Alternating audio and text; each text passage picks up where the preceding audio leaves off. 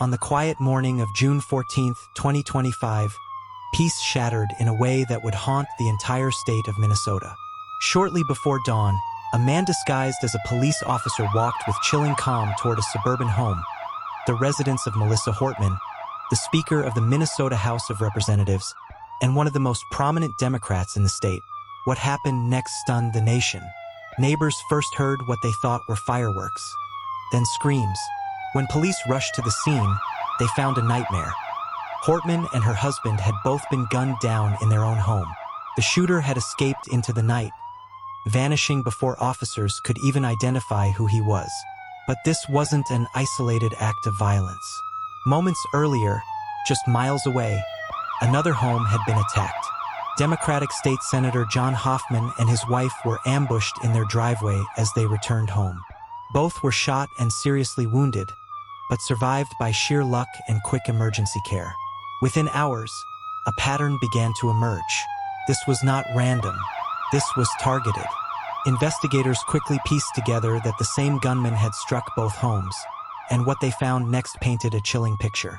Inside an abandoned car linked to the suspect, officers discovered a handwritten list. On it were the names of several high-profile Democratic figures and advocates connected to Planned Parenthood and the abortion rights movement. Among the names were U.S. Representative Ilhan Omar and U.S. Senator Tina Smith, figures who had long been lightning rods for political attacks. By now, what had happened was clear. This was an attempted political purge.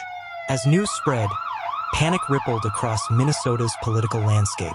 Lawmakers went into hiding. Security was tightened at government buildings. Families of targeted individuals were moved into safe houses. Governor Tim Walz stood before the press and called it what it was: a politically motivated assassination. The shooter's background shocked even those who knew him. Friends described him as a staunch conservative, a vocal supporter of former President Donald Trump, and a man deeply opposed to abortion rights. But none had imagined he could turn that anger into a killing spree. For nearly 2 days, the suspect evaded one of the largest manhunts in state history. Roads were sealed. Helicopters circled the skies. SWAT teams swept through woods, suburbs, and remote cabins. Tips flooded in from terrified citizens who thought they saw the masked man lurking outside their homes. Finally, after 48 tense hours, he was captured without further bloodshed. In federal court, prosecutors wasted no time. The suspect was charged with 6 federal counts, including murder and stalking, charges that could carry the death penalty if convicted. State-level charges, for now, have been placed on hold as the federal government takes over the case. He has pleaded not guilty. For the families of the victims, that plea is another wound. Melissa Hortman, a mother and seasoned political leader who had spent decades fighting for education, healthcare, and women's rights, was gone. Her husband, who had stood quietly by her side through years of public service, was gone too. And Senator John Hoffman and his wife, though alive, face a long and painful recovery, physical and emotional.